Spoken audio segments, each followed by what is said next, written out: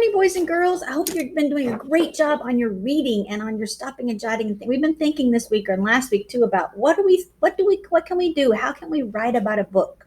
Okay, what are some great ways to write about that? So we've talked about one thing good readers do is they can stop, they can think, and then they can jot about what's on their mind. Let me focus this a little better. They can jot about what's on their minds. So we talked about we can jot about what we picture in our minds. We talked about what we're wondering. We talked about what they're thinking. And another thing that good readers do is they talk about what are they feeling. Sometimes a book really makes you have strong feelings, right? You can feel that in the book. So I have a book I'm going to share with you today called The Old Woman Who Named Things. And I want you to think about, what does this book make you feel? This book is by Cynthia Rylant. She's the same author as the Henry and Mudge books, but I love her books. Once there was an old woman who loved to name things. She named the old car she drove Betsy. She named the old chair she sat in Fred. And she named the old bed she slept on Roxanne. And she named her old house Franklin.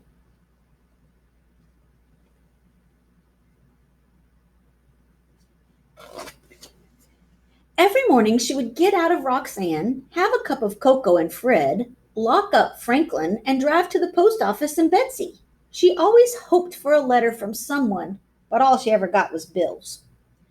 The reason the old woman never got any letters was because she had outlived every single one of her friends. This worried her. She didn't like the idea of being a lonely old woman without any friends, without anyone whom she could call by name. This part of the story right here made me have some strong feelings. I felt sorry for her that she was all alone and didn't have any friends. So she began to name things, but she named only the things she knew she could never outlive. Her car, Betsy, had more get up and go than anything around her. Her chair, Fred, had never sagged a day in his life. Not one creak or moan had she ever heard out of her old bed, Roxanne. And her house, Franklin, had been standing straight for over 100 years and still didn't look a day past 20. The old woman never worried about outliving any of them, and her days were happy.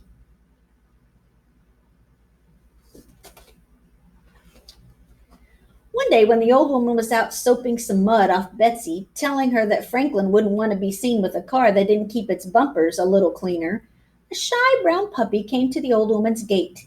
The old woman had not named the gate because of two of its hinges had rusted off, and she could tell the gate wasn't long for this world. The shy brown puppy wagged its tail, and it looked a little hungry. The old woman stood beside Betsy and watched the puppy for a while.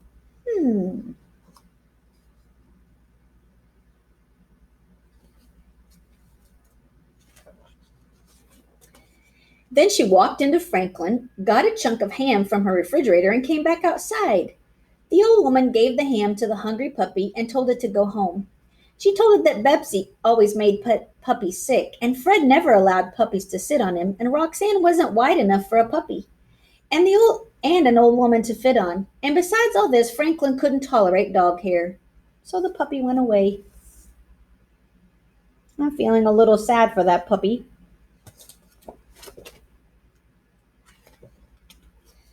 But the next day the puppy was back. The old woman was sitting in the Fred reading a book on everlasting flowers when she saw the puppy through her window. Go home, she called to the puppy.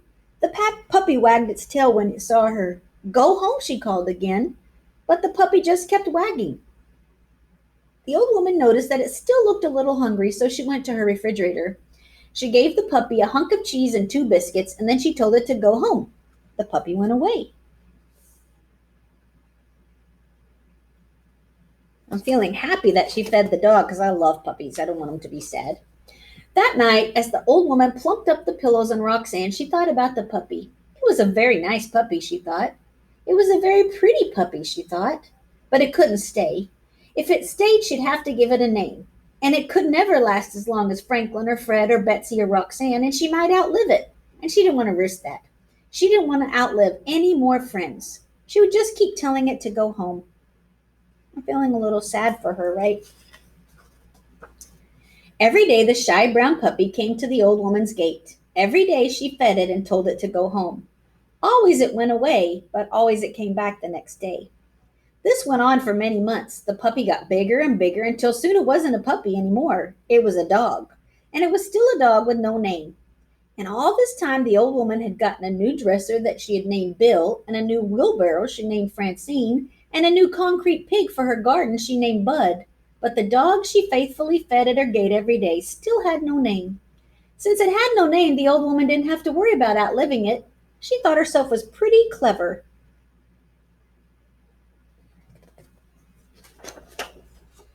Then one day the shy brown dog didn't come to the old woman's house. She sat and fret and watched the gate all day long, but the dog never came. The old woman felt sad. The next day again the dog did not come. The old woman drove Betsy around town looking for the dog, but she didn't find it. The old woman felt even sadder. I'm feeling really sad too. I know how sad I would be if I couldn't find my dog. The following day, when still the dog didn't come, the old woman knew she had to do something. She picked up her telephone and called the dog catcher. Have you caught any shy brown dogs? The old woman asked. We got a whole kennel full of shy brown dogs, man, the dog catcher said. Was yours wearing a collar with his name on it? No, said the old woman sadly, and she hung up the telephone. I'm feeling really worried about the dog. I'm wondering if he's okay. The old woman sat and thought about the shy brown dog who had no collar with a name. Wherever it was, no one would know what it was supposed to come. Wherever it was, no one would know that it was supposed to come to the old woman's gate every day, and that she was supposed to feed it and tell it to go home every day. That things were supposed to be this way. The shy brown dog had no collar and no name, and no one would ever be able to know these things about it. The old woman made a decision.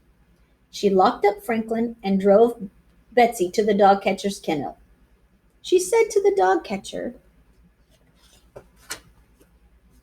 I came to find my dog.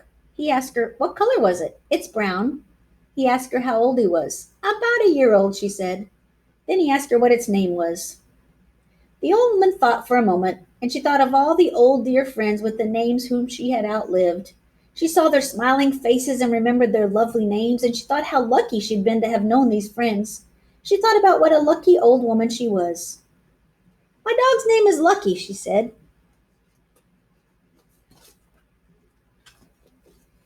He led her to the big yard full of white dogs and black dogs and brown dogs. The old woman looked and looked and looked, and finally she saw her own shy brown dog sitting beside a gate.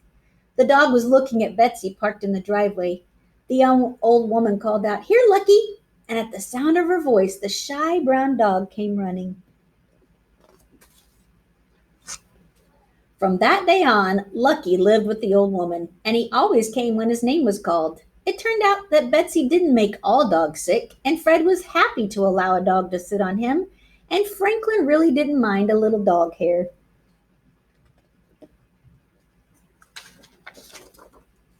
And every night Roxanne was sure to make herself plenty white enough for a shy, brown, lucky dog and the old woman who named him.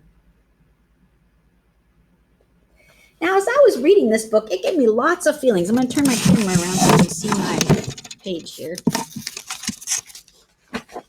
All right, so far we've talked about how good readers can stop, think, and then jot about what they picture in their minds, what they're wondering about, what they're thinking, and today we're going to talk about sometimes good readers can stop and think about what they're feeling. And I'm going to put an F with a little circle around it and put what they are feeling.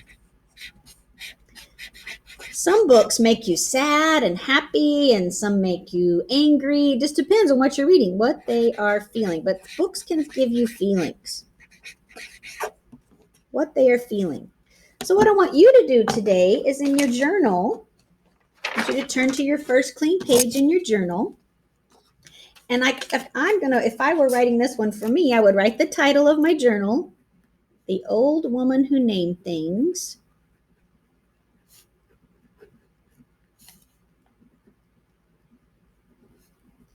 And I always want to put the date in my journal. I'm going to put, today is 8, let's see, I don't know what day you guys are going to do this on. 25, I think, 8/25. I'm going to put the date. Okay, so then I'm going to write, this book made me feel, and then I'm going to talk about some of the feelings I had. Worried when the lady couldn't find her dog.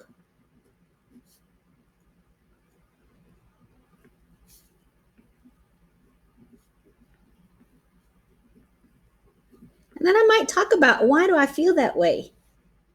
I know how worried I would be if my dog was missing.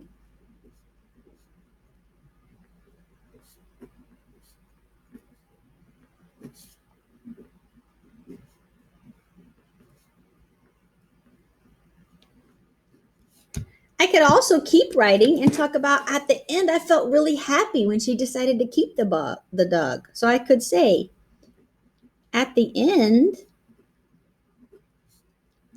I felt really happy she decided to keep the dog. Okay, so that's what I want you to do today. I want you to write in your journal, read a book on Epic that's just right for you, and then write about how that book made you feel and why you felt that way. All right, happy reading.